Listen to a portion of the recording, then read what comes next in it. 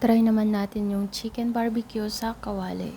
Una ay hiwaan lang natin yung chicken legs ng ganito para ma-absorb niya yung mga ilalagay nating mga ingredients mamaya.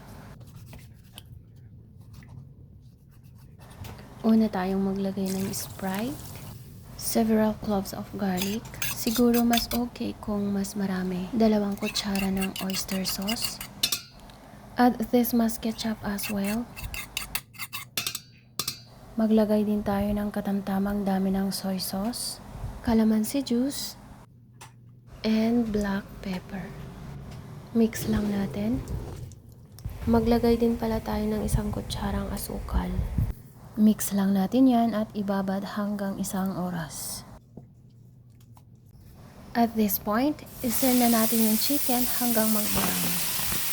Bali-balik na rin lang natin para makuha natin yung gusto nating kulay nitong chicken.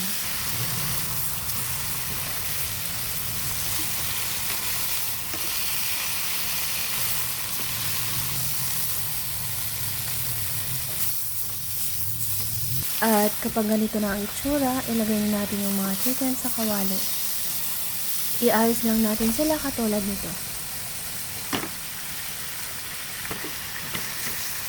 Then, ibuhos na natin dito ang marinated sauce.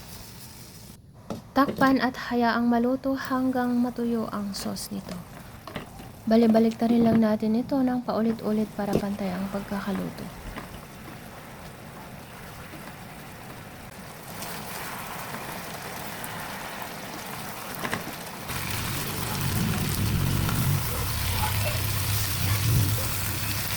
At ito na ang ating chicken barbecue sa kawali.